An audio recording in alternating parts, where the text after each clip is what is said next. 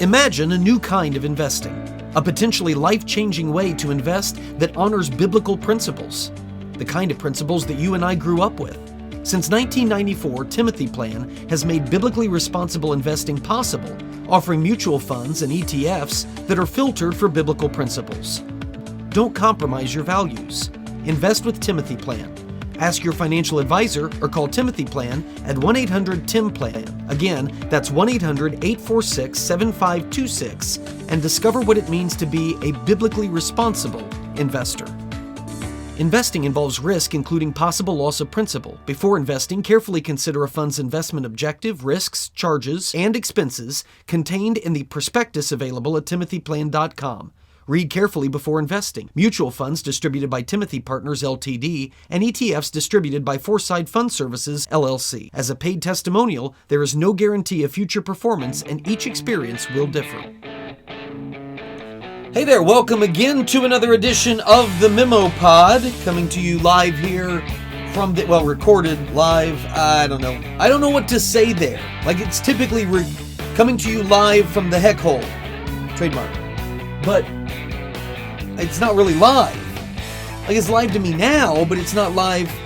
You get what I'm saying. Anyway, so I'm here, I'm in the heck hole, and listen, this is what you don't know, but I'm going to clue you in on this. This is actually the second time that I've shot this. All of the podcasts that I have done, and memo pods, but I've only done like 5 of those. This is the 6th one, so it's not like there's a long history there. But of all the podcasts that I've ever done, I have never done what I'm doing right now, which is reshooting it, re-recording it. I've always hit the podcast and done it and been fine with it. Obviously, you go in and you edit a couple things, like if you sneeze or something, you edit that out. But as far as reshooting the whole thing, this is the first time I've done that. And it's not because, I got to grab my papers, it's not because I thought it wasn't like vanity, but it was because the product wasn't good. Like I even got to the editing stage. I knew it wasn't great, but then I put it into the editor and I started clipping, so we could put the latter parts that are for the paid subscribers, put that on the other side of the break and all of that. And I saw enough of it. I was like, no, I knew I was tired. Okay. I haven't gotten a lot of great sleep in recent days. Been teaching summer school, so getting up early to do that. And then the evenings, just things fill up and pretty soon it's 1, 2 o'clock in the morning, and then I'm getting up a little bit before 7. So I haven't had a lot of sleep. And I remember back during the days when I was on the radio, when I had a radio show. Did you see something? I thought I saw something float down there. Anyway, maybe I'm tired again. But I remember the days that I was on the radio, when I did that radio show, and there would be days that I was very tired. And the worst part of the day for me, and some of you maybe can identify with this, the worst part of the day for me is always the mid to late afternoon time. Like the 3 o'clock to 4:30 in that range. Maybe that's a little late. Maybe it's more like 2:45 to 4 o'clock, somewhere in there. That is the roughest part of the day for me to stay awake. Now, not when I'm teaching, because I got class and I'm doing stuff. But like if I'm driving, it's the worst time of day for me to drive. I struggle during that time. And so I think it was about that time when I sat down to record this, and I was tired. My mind was tired. It wasn't clicking on all cylinders. And I thought as I was recording it that I was making sense. But I heard a couple parts. It didn't make a lot of sense. It's like my mind fell asleep for a couple seconds and then I snapped back to reality. And my blinks got so long. Here's what I'm going to do. I am, just for your viewing entertainment, I'm going to now roll a clip from the podcast that will never be seen or heard. Okay? Those of you that are listening to this podcast, you're not going to be able to see it. But you just have to take my word for it. This is what happened in that podcast. All right? So take a look at this. This is Rachel Maddow, back when she had her show. She is interviewing the Senate Democrat leader who's been there for a long time, Chuck Schumer. Do you see now why I'm re-recording? I mean, that's the longest blink in history. And the thing is, I didn't even realize I was doing it. I didn't realize that they were going on that long, but it was frightening to me. was glad I wasn't behind the wheel. But being in front of a camera isn't a lot better than that. But so anyway, all of that, even though I had a better outfit on than I do today, all of that, trashed. It's gone. Never going to be seen, never going to be heard. And we're hitting it again today. Let me thank all of you for being with us here on the Memo Pod, especially our paid subscribers who we will stick around after the break. I got a couple stories coming up for you. You will not believe what just happened in the White House briefing room because I didn't believe it. I didn't think my eyes would ever see this. And it happened. It happened. And it was glorious. For 4 minutes, it was glorious. That'll be coming up after the break, as well as I'm not a conspiracy guy. I'm just not. I always think that the most logical explanation, the simplest explanation, that's the answer. Until I have reason to believe otherwise, like good reason, then the most obvious answer is the answer. That's the way I'm always going to side. And so I don't buy into conspiracy theories. Well, there is something out there that there are plenty of people that will argue is a conspiracy theory, and they're arguing against reason. It is not a conspiracy theory. And as a proud anti-conspiracy theorist activist, not really an activist, voice that I am, you're not going to get me the whole 9/11 stuff. You're not going to get me the JFK stuff. You're not going to get me on the moon stuff and all of this. No, stop. Don't embarrass yourself and don't expect me to play the game with you. But the Roswell, no. But there are people who say that this certain thing is a conspiracy theory and it's not. I'm going to get into it. That's in the latter half. Okay, so for free subscribers, would love for you to give us a shot.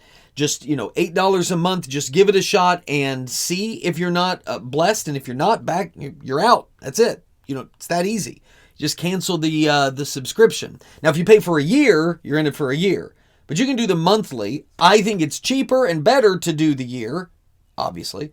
But it's because I want you to stick around and not just try one and be like, hey, I didn't like it. But anyway, I would love to have you give us a shot and see if this isn't edifying to if you're a Christian, your Christian walk. I really want it to be. But anyway, all of that comes up for paid subscribers. What I want to start with here on the podcast for all of us is this.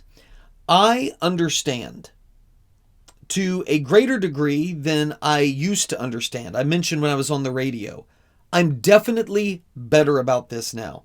Still not perfect, but I'm better about this. I don't expect everybody to behave like Christians. And my primary focus is encouraging and attempting to admonish and build up Christians so that we do act in a way that is different than the rest of the world. Like I'm doing a sermon series right now called Standing Out. And the whole premise is, really for quite a while I've been preaching the overarching theme that we Christians are different. And we're going to look different in the world. We're going to act different in the world. That's reality. At least it should be reality. So I am aware that it is a big problem when Christians get offended and start expecting non-Christians to act like Christians. Look, if you don't have any grounding for your moral compass, or you ground it in your own personal opinions, your own heart, your own mind, which is going to be shaped and altered by circumstances around you and the spirit of the age, which is ever shifting and it's ever changing, then you don't really have a grounding. And so it's not even logical for me to believe that you are going to come to the same conclusions. If you're planted in different soil, okay, if our root system is different, then it's going to kind of be a fluke if by the time we get up to the branches of our trees, we're in agreement. Okay? Maybe our branches will cross and we'll agree on something, but I've come to understand that when you build a worldview apart from the existence of God and the reliability and authority of Scripture, you're not going to end up in the same place as me on a lot of things. That's just reality. So I am less offended than ever by the world acting in worldly ways. I'm not. Now, I have grown in this understanding. this understanding, because even though I used to say that, I still would expect the government. I think I just accidentally unplugged my computer. Yeah, there we go. We got it back now. I would expect the government to act as a check on the immorality of people, and they should behave in a Christian way, and using the government to impose a form of Christian morality on people. And certainly, every law is going to impose somebody's view of morality. And so that we could do a whole different episode on legislating morality. You saw it that time, right? You saw that thing drift down. We could do a whole different episode and memo pod, and we could probably do a whole month's worth on the idea of every law legislates somebody's morality and some moral code. And why is it inappropriate for it to be a Christian morality, but it's okay for it to be a Marxist morality, or whatever else you want to fill in the blank with. But as a Christian, I understand that forcing people into compliance with Christian morality is not making them Christian. In fact, a lot of times, it's going to make them resent Christianity more. Because what they believe about it is just this system of rules that everybody has to follow. That's all it is, a list of don'ts. Which, of course, is not at all what Christianity is. I get why the world thinks that. But this will reinforce that. And I don't know how shrewd and wise it is for Christians to consistently turn to government to try to bring about godly behavior. That's not really what the government is for. Now, you want to talk about restraining evil? Yeah. I think that's an appropriate role of government. Okay? And specifically, evil that harms other people. And that's where I come down on this whole issue of what has taken place at these pride parades. And I will say to you that this is nothing new. I know that right now, some people are being exposed, and pardon the pun, to it for the first time, but this stuff has been going on at pride parades for a very, very long time. But it's just now gaining attention, and it's gaining attention because of the aggressive push of the LGBT etc movement that is attempting school curriculum to impose in classrooms and things of that nature, the lowering of the age of consent, just a number of things that are going on that are attracting people's attentions. And so now you have all of this attention being paid to these events at pride parades. And as you may have seen, I will not play the video for you, but video emerged of what was going on at the Seattle Pride Parade, which was the same thing that happened at the Toronto Pride Parade. And you can go down the list.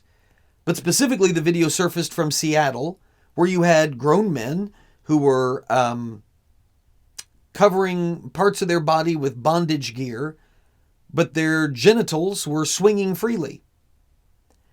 And they were riding bikes, and they were marching, and standing in front of kids, and exposing themselves to children. And you can see some of the children's faces. It's bad. It's disgusting. And that's where I'm coming from when I would say, Christian or not, your view of gay rights or whatever that might be, your view of transgenderism, all of that notwithstanding, are we not at a place where we can all agree that public indecency is not okay, and particularly public indecency in front of children is not okay? Brian Krasenstein is a left-wing activist who is on Twitter, and he was trying to defend all of this.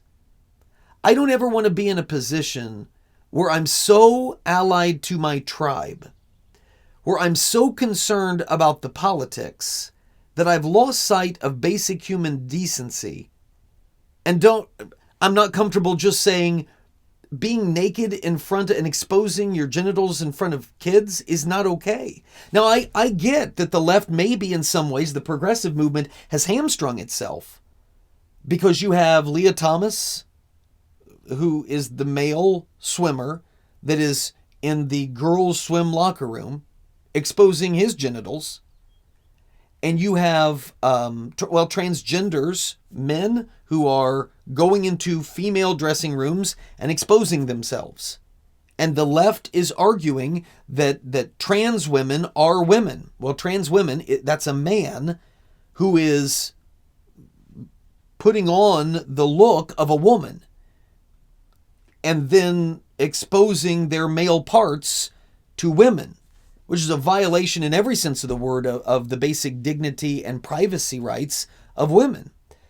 But that's now in vogue in several portions, the majority of the progressive left. So I get why it's difficult, maybe, for a leftist, given that position, to turn around and say, well, yeah, this is beyond the pale. You can't have kids being exposed to genitals. Because then a conservative, a Christian, somebody operating with common sense is going to turn around and say, okay, you realize that. Then it's not okay in the locker room either, just because this guy believes himself to be a woman. It's still male genitalia being shoved in the face of little girls, and it's not okay. So I get why the left is maybe feeling hamstrung by this. They did that to themselves. But here's what Krasenstein wrote in a defense of men exposing themselves to kids. Number one, seeing a man naked on a bike isn't going to have much of an impact on any kid. They have likely seen, their father, or I think he means brother, naked before. Okay, first of all, I think for some kids, seeing their father naked is a scarring event. Maybe the innocence of youth, it's more curiosity than anything.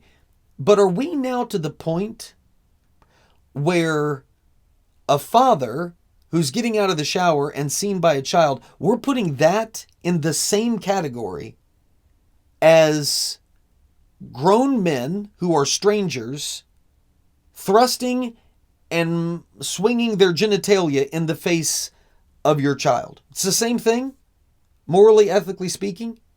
Why do you even go down this path? Why can't we all agree? Leave the kids alone. I don't understand that.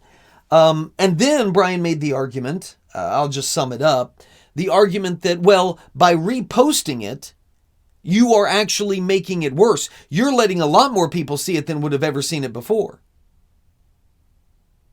This is always an interesting argument to me. And I've heard other people say this too. Well, it's better to just let the cattle cars roll into Auschwitz and not show people the emaciated Jews that are pouring out of those cattle cars. We don't want to know all about that. I agree that there are times where you are giving more air and more, it's the old adage that says any attention is good attention, if you've got a movement going. I don't think that's the case here. And I don't think that's the case here because this behavior, thankfully, to this point, is not normalized in our culture. And so by exposing people to it and letting them know, you have been told that pride parades are family-friendly events. This is what happens at pride parades. These are the same people that are wanting to control the sex education curriculum in your schools. This is not mainstream. This is not decent. This is not dignified. And so I think there's value in people being aware of that. Now, do I want kids getting on and checking out those videos? No. I think that anytime you do that, it should be prefaced with a warning. And I think that parents should obviously exercise caution in all of that. But informing people of what's happening at these events and that these are the people who are demanding that school boards obey their every whim when it comes to sex ed curriculum, I think that that's vitally important. And keeping it hidden, I think, is part of the game plan for those who have a corrupting influence on young people. I again go back to this core concept that I think all of us, Christian or not, should be able to agree on. Leave the kids alone. Leave them alone. Now, do I understand that the original queer theorists were outwardly promoting pederasty and pedophilia? Of course I do. I've done enough looking into it. Some of you maybe saw the viral clip of the professor who was just reading from the works of some of the original queer theorists. And that was all in there. And there's a multitude of evidence in that regard. So I understand the ties that are there. I'm not even looking for us to drive that point home at this point in time. What I'm hoping we can do is all agree that children should not be involved in this. And there's a problem when the state of Florida and other locations as well have passed laws that say it is illegal to expose your genitals and to perform in drag outfits in front of kids. And those pride parades in those areas just shut down. They call off the event. There's something not quite right there. Why do you shut down when you're told, do what you want to do, dance around as you want to dance around, but don't do it in front of kids? And hearing that rule, the event organizers say, well, then it's no fun. If we can't do these kinds of lewd acts in front of kids, then we might as well not even have a parade. Isn't that kind of revealing something? And shouldn't people of goodwill be able to agree this doesn't belong in front of children? I'm interested in your thoughts on that. I mean, I don't like the fact that we're at the point now where, okay, maybe gay men are regularly exposing themselves to children in public, but it's really fine. If you think about it, it's really fine. I mean, because dads accidentally expose their kids sometimes. So I don't think we're in a good spot if that's where we are. But I also don't think that's where we are. I think that there are enough people, even those who are advocates and quote-unquote allies for the LGBT movement, maybe not the LGBT ETC movement, but the LGB movement. I think there's enough people who are allies to that who understand this isn't appropriate for kids. We don't want to have anything to do with that. I don't want to be on the side that's saying, what's a few naked people to kids anyway, you know?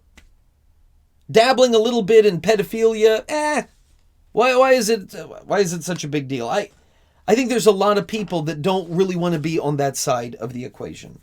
And I think that exposing evil is never a bad thing. And that's why I'm good with talking about this kind of stuff, because otherwise we fall victim to, well, there's worse things out there, so we shouldn't obsess over this. Well, I think when it comes to our kids, it's worth it. You let me know your thoughts. peterheck.com. That's peter@peterheck.com. Or of course you can comment right below here in the email, the newsletter thing that brought you this memo pod. Would love to hear from you there. Okay. Also, would truly love it if those of you who are free subscribers, give it a shot. Give it a shot. It's cheap. Well, as cheap as it can be. I mean, I'm trying to build a ministry, you know. So if you want to join us and just give it a shot, and if you're not edified, if you don't grow, if there's no value in it, then of course, stop your subscription. Obviously. But if this is something that helps you as a Christian know how you should respond to the dying culture around us, which is what all of this is about, and what we'll do in the second half, what it's all about, what my mission is, then join us.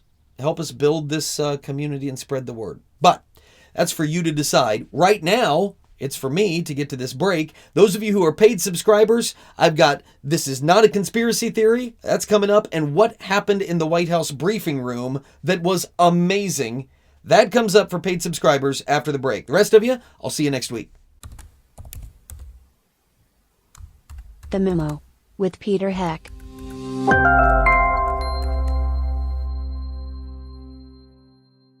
Please patronize and thank all the sponsors of the Heck podcast, including McGonigal's Buick GMC, Terrell's Auto Service, Norris Insurance, Stevens Machine, Creative Financial Center, Indiana Right to Life, Tri-Green Tractor, the Indiana Family Institute, Hartman Family Farms, Liberty Financial Group, the Wyman Group, and J. Watson Creations.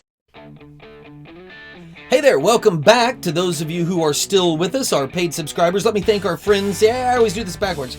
Let me thank our friends there at Creative Financial Center.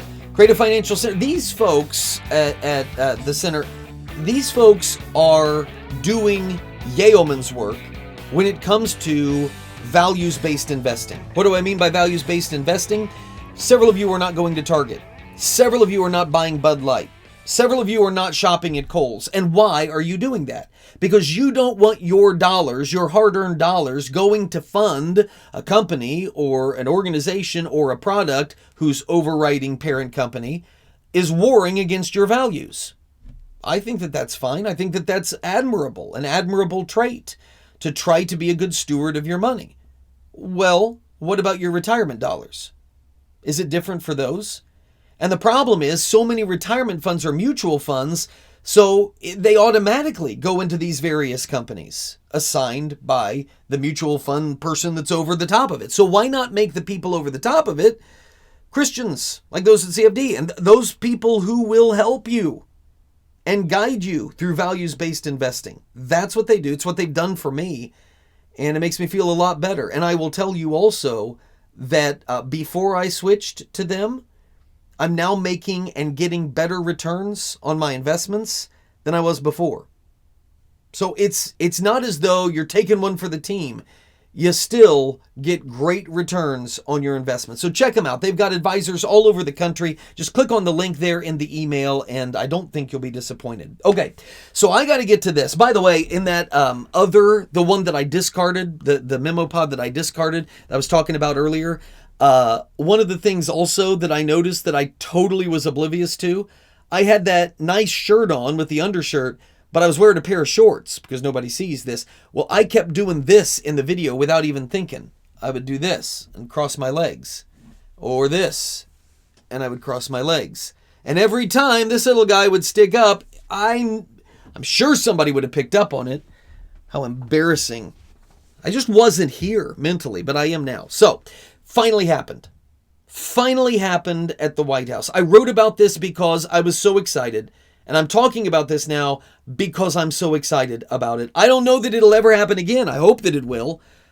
But the very thing that many of us, myself included, never thought that we would see, it actually occurred last Friday it was about 4 minutes, fleeting but beautiful moments in the White House briefing room.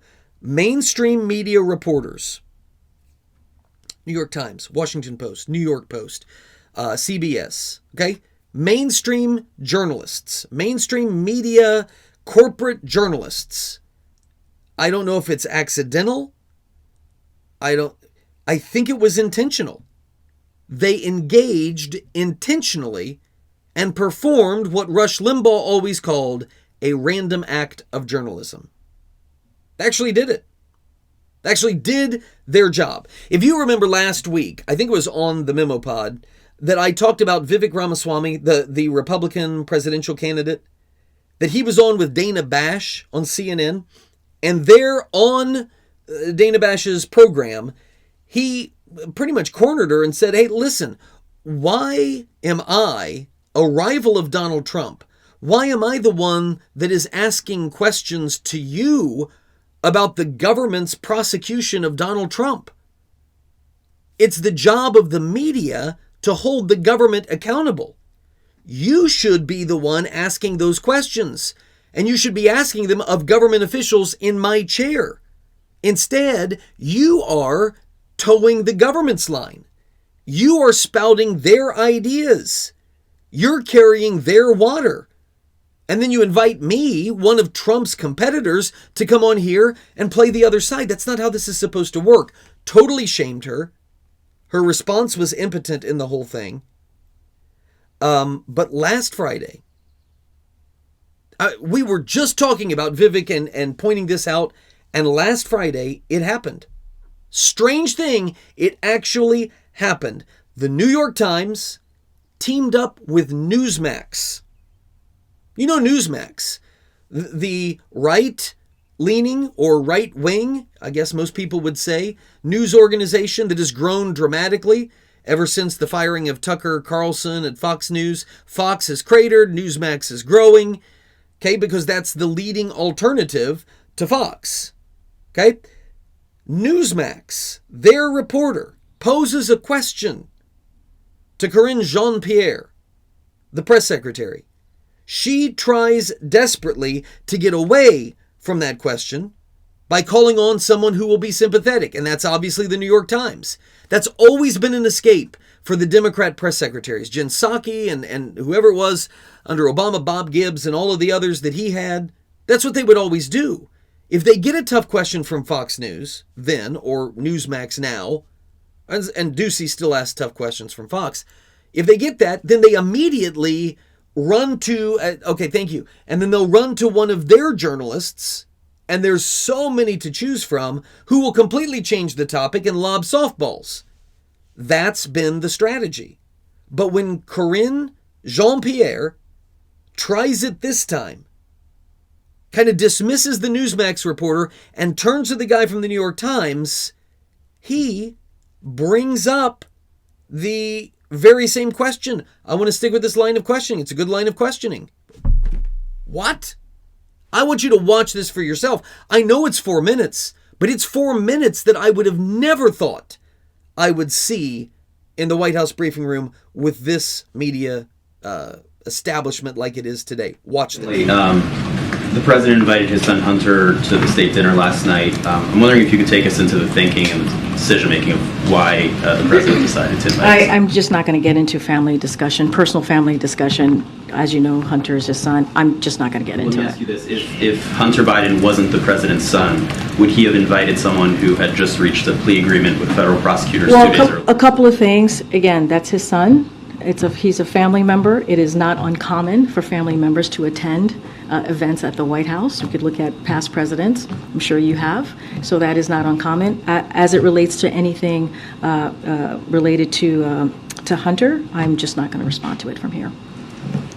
Can I follow up on that? No, I just called in somebody. Go ahead. Yeah. So Kirby wouldn't answer James's question, though. Are you going to answer the question? I mean, not a reasonable question to ask, whether the President of the United States was involved, as this message seems to suggest, in some sort of coercive conversation for business dealings by his son. Is that something, if he wasn't, then maybe you should tell us? So here's the thing, and I appreciate the question. I believe my colleague at the White House Counsel has answered this question already, has dealt with this, has made it very clear. I just don't have anything to share outside of what my colleagues have shared, and so I would refer you to him and the DOJ. Just not going to comment from here. Text message. What I can tell you is I know that my colleague has dealt with this. He addressed this at the White House Counsel. I just don't have anything else to share. In the shakedown I just answered the question. I just answered the question. No, you didn't. Yes or no? Was the president involved in the shakedown attempt? Stephen, I just answered the question. It's not up to you how I answer the question. I just answered the question by telling you my colleagues at the White House Counsel has dealt with this, and I would refer you to them. Go ahead. Can you just remind us what your colleague said from the White House Counsel so we have it? I would refer you to them, and they will share their statement with all of you. My question is about your statements from that podium. You've stated that the president stands by his comment from the 2020 campaign that he never once discussed his son's overseas business dealings with his son. And you stood at that podium and you reaffirmed that. Do you stand by your reaffirmation? What I will say is nothing has changed. Nothing has changed. And I will leave it there. Anything else, I will refer you to the White House Counsel. This is not a change? I just answered the question. You just asked me, does my statement change? I just told you nothing has changed. That's answering the question. Go ahead. Go ahead. The president was there 2 days prior. Go ahead, prior. Stephen. I'm calling on your colleague right now. Go ahead. Thank you. To follow up on my colleague, is there anything that you can say with regard to this text message and what the president's son was alleging? Was the president there or not? I would refer you to my colleagues at the White House Counsel. They have addressed this, and I refer you to them. Go ahead. Karine, have you spoken to the president about this? Have you asked him whether he was there with his son on July 30th? This is not a conversation that I've had with the president. Again, I would refer you to the White House counsel. Do you plan to have that conversation with the president? No. Did the president speak with the attorney general at all I last can't. night at the state dinner? I cannot say if the president had had a conversation with the attorney general last night. What I can refer you to is the White House counsel's office as it relates to the allegations. They've already addressed this. This is something for them to deal with. I refer you to the Department of Justice on anything else if you don't want to speak to the White House counsel's office. And there was reporting earlier in the week that after the plea agreement was reached by Hunter Biden, that the president felt relieved that that part of it was behind him. Is that true? Can you speak I can't to his speak to mindset? that. I cannot speak to the president's mindset. Again, I would refer you to the White House counsel's office. Do you see what I mean? Like, you never see that happen. Oh, you will see clips of Peter Doocy of Fox News asking her a question, and then she tries to dodge, and then he'll follow up, and then she'll try to dodge again, and he'll follow up, and kind of stick her to the wall. Something in my mouth, sorry.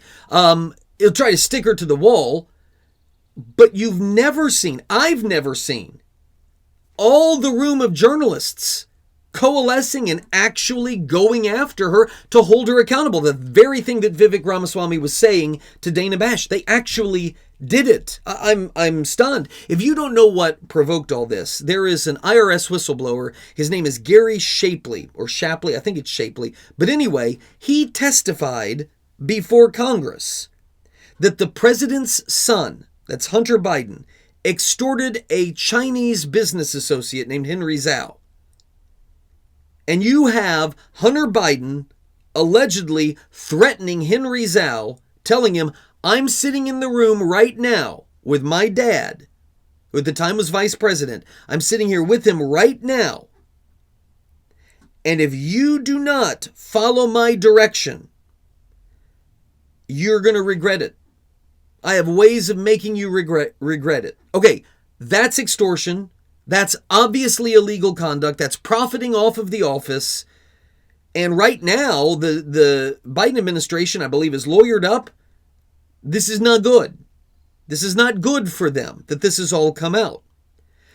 To say that Karine Jean-Pierre was unprepared for this moment, that's an understatement. But the thing is, that might actually help her in some regard, Jean-Pierre is never prepared. And I don't mean that she doesn't try, but we have had, I don't know of another White House press secretary in history who has been less capable of speaking extemporaneously. Like, she is glued to that binder where somebody has written out her responses, and whenever she gets a question, she tries to find the tab of what she's supposed to say, and she's filling the gaps with uhs and stammers, and it's bad. Like, it's really bad. I feel bad for her. She does not belong in this position. She doesn't do it well at all. And so for that reason, that's even when the big guy, when Joe Biden isn't in potentially hot water, that she stammers and stumbles. But the part that I want to make sure we're getting is not the part that KJP, as she's known by some, and so I'll use the acronym for her name. It's not that she got owned by reporters. That's not it. I've seen better ownings in the White House press room than that was right there. What I think is really significant is when Newsmax gets brushed off by the administration after asking a completely legitimate question, rather than provide a safety outlet for KJP, the New York Times came in as a backup. Said, actually, that's a legitimate question. It's a good question. And when that random act of journalism probably surprised KJP, and so she dismisses the Times, then you get the New York Post that steps in and re-ups that very line of questioning. It's just one after another. And so then the press secretary tries to pivot to somebody else. And then sitting over there, anybody else. She's looking for anybody that's going to be sympathetic to her desire to duck and dodge out of this. CBS gets called on. And did you hear what the CBS reporter said? I got the quote here. No, I don't have the quote here. But they just ask the same exact questions. This is what Vivek was talking about. Not that I think all these people watched the interview and were like, we ought to try that. I don't know the motivation. Some people say it's a distraction. Some people say, nope, this is an effort to get rid of Biden. They're turning on Biden. Okay, you really want Kamala Harris in there? Maybe they're going to try to lump her in there and get rid of them. And then who's in the wings? Gavin Newsom would be the next logical choice. Logical to who, though? I mean, his state is a giant fecal deposit. That's not fair, but it's fun to say. So I don't know what the motivation was, but I just know it was amazing. I've always believed, and I still believe, a big believer, that the role of media is absolutely critical for the preservation of a free republic. You have to have a free press. You have to have people in the press that are willing to hold the government accountable and to say things that makes the government mad. You have to have that if as a free society you're going to survive. Our media doesn't do that. I mean, there's a few various outlets that are quickly dismissed by the others as being impetuous and being not dignified. Just get rid of them. And so they're kind of marginalized or ostracized or they're isolated. These are the radical. But we're the mainstream media. And they haven't been doing that job for decades now. They've been more like lobbyists than anything else. And that's why it was nice to see what is actually possible if the media does its job, even if it's only for a few fleeting moments on one afternoon. It was nice to see. All right, I gotta quickly get this in because I don't want to go over and kill you today. But I'm not a conspiracy theorist. I'm not.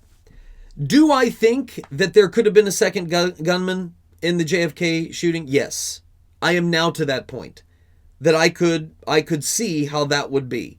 Do I think Lee Harvey Oswald shot John F. Kennedy? I do. Yes. I don't think he was a patsy. I don't think any of that. Landed on the moon? Absolutely.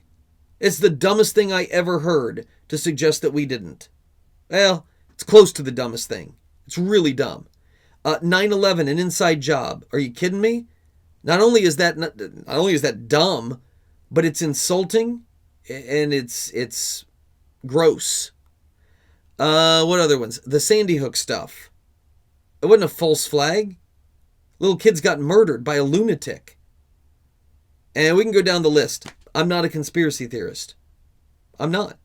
I think the most logical explanation is almost always the right one. I can't say it's always, because there's always exceptions.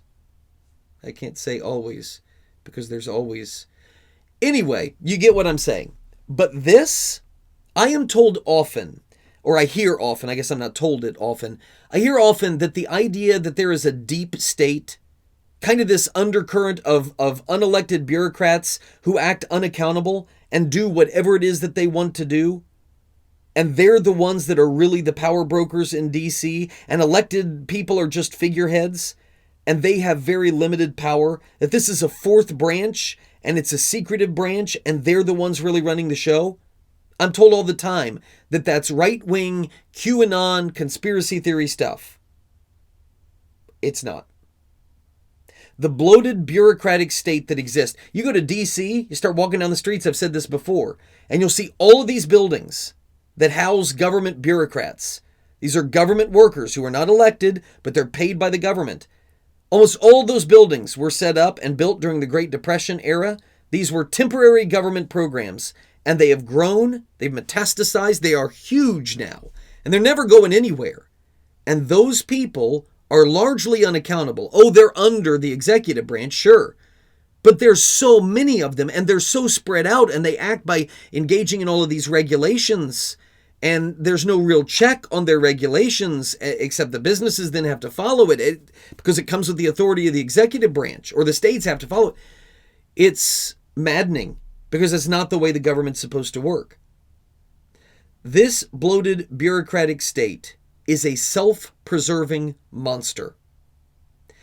And it will take advantage of the fact that it is shadowy in nature. Nobody really knows who's pulling what strings. And they will exercise a frightening degree of unchecked power. And it does so even over people who they are constitutionally required to be subject to. That'd be the president. That'd be the cabinet. This is a clip from 2017. In light of what is happening right now, with the way the intelligence community is now going after, or the intelligence community is helping the current administration go after Donald Trump, with everything that's going on, I want you to watch this clip from 2017. This is Senate Democrat leader Chuck Schumer talking to Rachel Maddow. Listen to this. The latest statement, latest tweet, as you were just saying, the president-elect's latest unsolicited pronouncement on the intelligence community. This was his tweet just a little while ago tonight. You see the scare quotes there. The intelligence briefing on so-called Russian hacking was delayed until Friday. Perhaps more time needed to build a case. Very strange. We're actually told, intelligence sources tell NBC News since this tweet has been posted, that actually this intelligence briefing for the president-elect was always planned for Friday. It hasn't been delayed. But he's taking these shots, this antagonism, this taunting to the intelligence community. You take on the intelligence community, they have 6 ways from Sunday at getting back at you.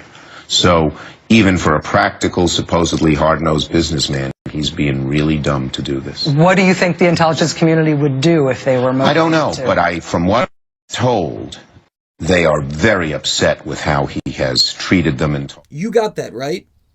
This is 2017, right after Donald Trump took office. And here is Chuck Schumer, leading Democrat senator, who is admitting to Rachel Maddow that he believes that there is a deep state that runs D.C.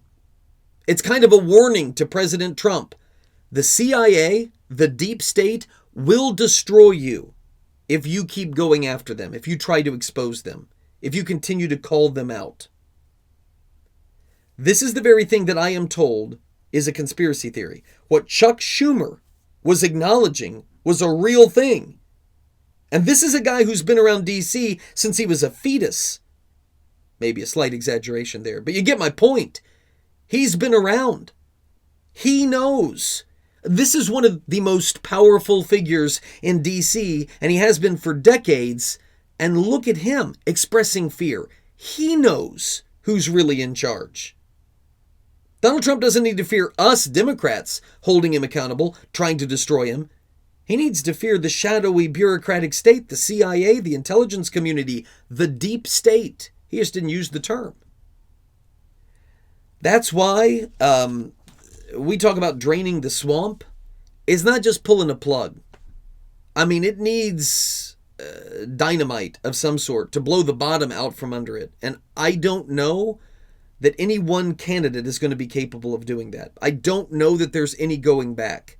Remember, so much of those bureaucrats, so many of those bureaucrats, they are working in jobs that were temporary government programs, and they've done nothing but expand. That's the nature of government. That's the nature of the deep state. And I don't see it changing. Just not a conspiracy theory. It's just the way that it is. Which means, obviously, that a republic is imperiled in such circumstances because they exist outside of the check of the people. And that was never intended to happen. But it has. Your thoughts welcome. Peter at peterheck.com. That's Peter at peterheck.com. Would love to hear from you. Sorry, we went a little bit longer today, but hope it was worth it to you. It was to me. We'll be back next week for more of this Memo Pod. I'll see you then.